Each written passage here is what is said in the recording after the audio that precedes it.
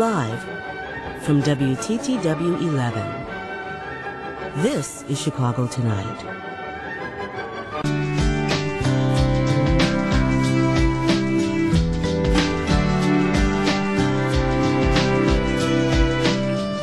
Young women fresh out of college probably aren't thinking about their retirement plans just yet. But statistics show that maybe they should be. Two-thirds of American women over the age of 65 rely on Social Security as their main source of income, and that can mean making a choice between buying food or buying medicine. But the authors of a book aimed at young women say it doesn't have to come down to that. The book is called On My Own 2 Feet, The Modern Girl's Guide to Personal Finance. They want women to get their personal finances in order when they are young. Manisha Thakor, a co-author of the book, joins us now with some tips, and thank you for being here. Great to be here, Phil. First of all, what inspired you to write the book?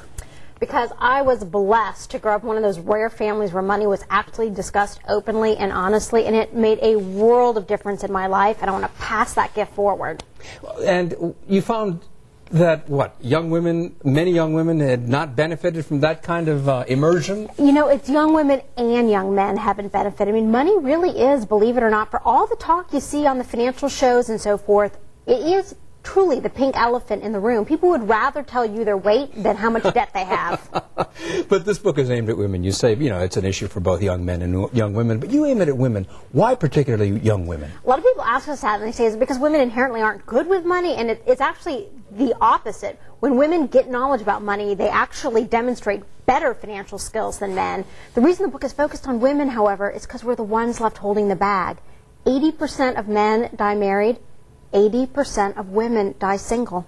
And not because we're killing the men off, because we live longer. You say that, in your book, you say that, quote, Prince Charming is not a financial plan. What do you mean? You have to depend on yourself. 90% of women are going to be the sole providers of their personal finances at some point in their lives. And it's so much easier to learn this stuff when you're not coming from a place of emotional duress. That's why my co-author Sharon and I are so excited to get the basics of personal finance out to young women while they've got time on their side. Well, we don't have time to go through the whole book, but give me some of the basics that you talk about. Well, the first, point one, start saving now. 3 most important words in personal finance. Quick example why. 2 gals, Amy and Zandra, both save $5,000 a year for 10 years. Both invest in investments that go up 10% a year. Fast forward to 65. Amy's sitting on over $2 million. Zandra has, not chump change, but just over $300,000. Amy has 7 times more money because she started saving from age 20 to 30. Zandra has a fraction of Amy's because she waited and saved from age 40 to 50. You talk about, in that hypothetical example, you say $5,000 a year. For a lot of young women coming out of college, you know, even going into the 30s, $5,000 is a lot of money to save. How do they do it? It is. So your goal is to save 15% of your gross income. That's financial nirvana. That's your goal. But you can start by just saving 1% or 2%. $25 a week, $50 a month, whatever you can do. It's like flossing your teeth. Once you get started, you wonder, how did I ever not do this? Well, in terms of, you know, getting to that 15%, yeah. you also emphasize the whole notion of making that automatic. Why is the notion of making it automatic such an important one? Because we live in a society today where we are bombarded with unrealistic images of what a middle-class lifestyle is. Plus, we're given a bazooka to shoot ourselves in the foot with financially in the form of easy access to credit. So what you want to do is tuck that money away before you get all of these external influences encouraging you to spend it. You know, you have one example that made a lot of sense to me, and that is in terms of the images that people get and as to what their lifestyle can be. The lead character in Sex and the City, you make a point about her lifestyle, and it's so Carrie Bradshaw, classic example. All of us young ladies can admire her fashion sensibility, but if you actually moved to New York and on a writer's salary tried to live that lifestyle, you would have been bankrupt by the end of season 1. Sure, because she looks great, she lives in a nice place, and it seems like money is no object. They're going out to dinner, etc., etc. You think, how much money is she making? Another thing you talk about is unnecessary credit. You talk about how you refer to the toxicity of credit card offers that come a young woman's way. After Start Saving Now, the next message that Sharon and I are trying to get out there is this. If you charge something on your credit card and you make only the minimum monthly payment, you just doubled the purchase price. So those fancy schmancy $100 jeans that you just had to have, not $100, $200, Phil, by the time you're done paying them off in full. And chances are they're already in the city dumpster by that point. You know, you talk about, you say that for a lot of young women, it's more in the realm of expectation for them to have 32 pairs of designer shoes than a good savings plan. Why is that?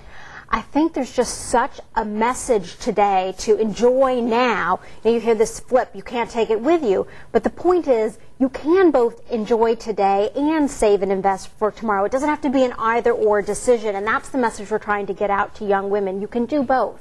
Well, one of the ways that you recommend young women do it is to have a budget. Why is it that so many people are freaked out by having a budget and sticking to it? Because they view it as constraining. They think it's a straitjacket, but it's not. A budget is simply, you work hard for your money.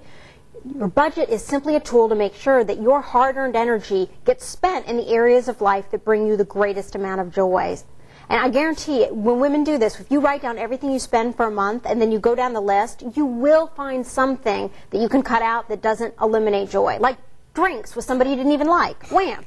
You've just saved some money and you've not taken any joy out of your life. You know, somebody looks at a topic like financial planning and saving and staying out of debt and thinking about retirement, and it can be a little daunting. It can be a little intimidating. How do people approach that without getting intimidated? The most important thing to know is this. Every piece of personal finance advice out there boils down into one of three buckets. Save, invest, protect. So when you hear a piece of advice and a lot of multisyllabic words, just ask yourself, which of these three steps am I doing? Save, invest, or protect? All right. You've been getting a lot of feedback, I understand, on one chapter in particular called Your Heart and Your Money. What have you been hearing?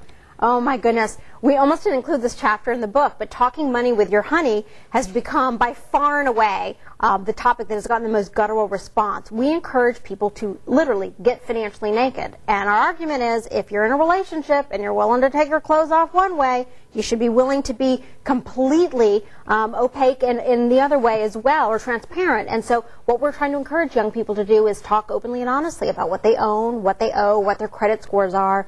Money doesn't have to be a source of tension in relationships if you talk about it early and honestly. But as you say, the most painful exposure is financial exposure. Thanks very much. It's good to have you here.